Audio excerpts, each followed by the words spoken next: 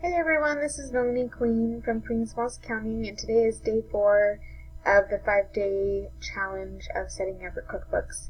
So today we're going to go over expenses and advanced settings.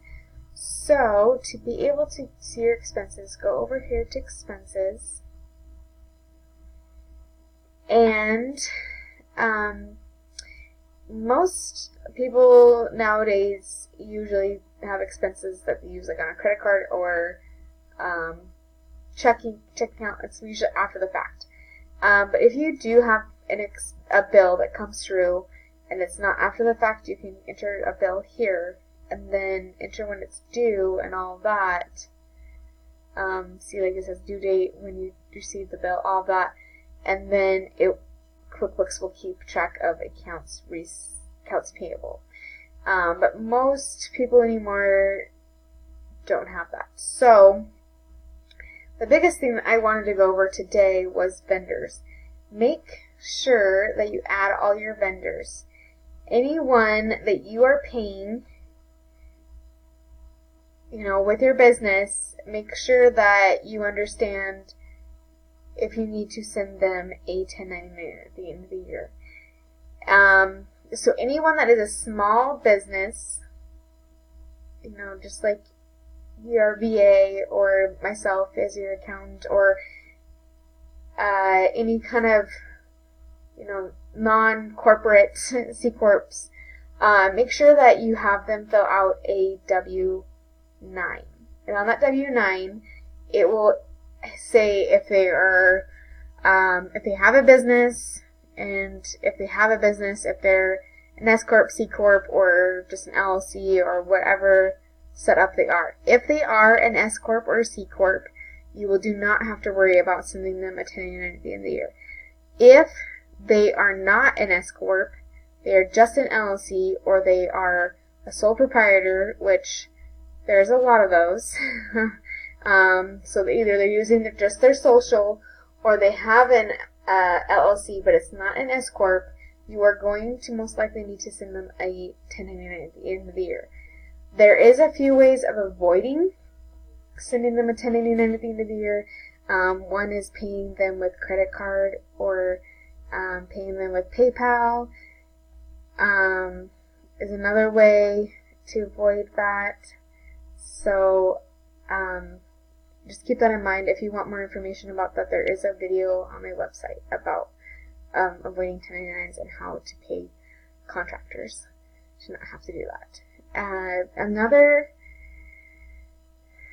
thing to keep in mind is if you pay them through Venmo, you're going to have to send them a 1099, and if you pay them over $600. If it's less than $600, you won't have to worry about it as much. But if it's over $600, you're going to have to send them a 1099.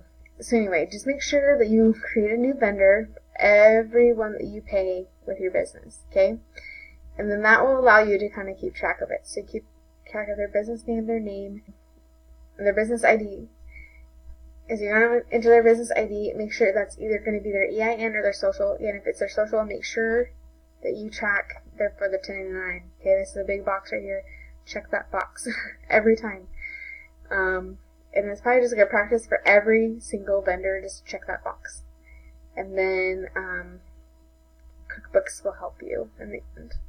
Or I can help you figure out if you actually need to send them a 1099 at the end of the year. So reach out at the end of the year when it's that time, and I can help you. Okay, so once you get all that information entered here, get as much information as possible from them, because sometimes people move, for instance, or their website changes, but their phone number is the same. So make sure to get as much information in here as possible so that you know how to reach them. Okay, so then save. And then once you've done all that, then you can enter your expenses and get moving with that. But the vendor is so very important. After the fact expenses will come here in the dashboard, and you'll go through and you'll accept the transactions. So say right here, it looks like the payee is already chosen, but if it really wasn't Books by Betsy, it was a cell phone, then you can do that instead, and you can change the memo, okay? And you can change the account. So if there's a cell phone, it'd be utilities, or actually they have a phone, so you can do that, and then you can save it, okay? Or you can actually split it there, but you can add it here, okay? So that's how you do the transactions. Advanced settings, you go up here to account and settings again, and you're going to want to do advanced settings. Okay, so in advanced settings you can actually change your physical year. I wouldn't change it out of January unless your accountant suggests you to. But for the accounting method, I would change that to cash unless you know for sure that you were doing accrual, because cash is 100% easier than accrual. And so most small businesses anymore are on cash. If you already filed your taxes in accrual, that's what you're doing with your accountant, keep it that way, but cash is a lot easier, okay? So save that, and then it will ask you for the tax form, and it should transfer from the company up here.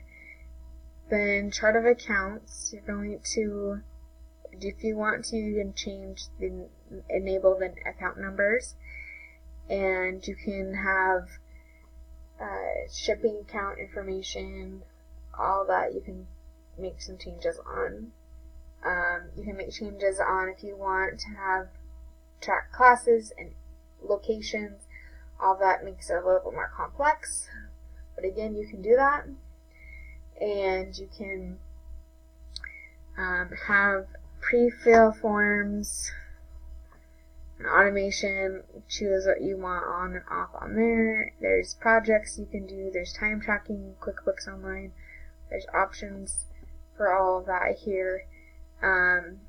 One other thing I wanted to go over in the settings here is sales. Make sure that everything in here is where you want it to be after setting up the invoices, and on the expense side, that everything's set up that you want it to be on, since now that we've looked at the vendors, okay? That should be everything in QuickBooks for now. So in Wave, the advanced settings, you go in here to settings, and make sure that you have everything for the receipts the way you want it to be, the dates and currency. It lets you choose US dollar, and then you can choose the end of the year physical. Again, I wouldn't change that from December unless you are for sure that your taxes don't end in December, which most people don't. Most people have them end in December. Very few small businesses don't end in December. Most small businesses do. As you get it, like to be a C Corp and you're doing a lot of transactions during the winter years, not years, months, then you can change it to do July, end of month, or end of year at July, but it just complicates things, and a lot of small businesses don't do that. So, sales tax, you can create a sales tax in here if you have sales tax that you need to do. There's banking.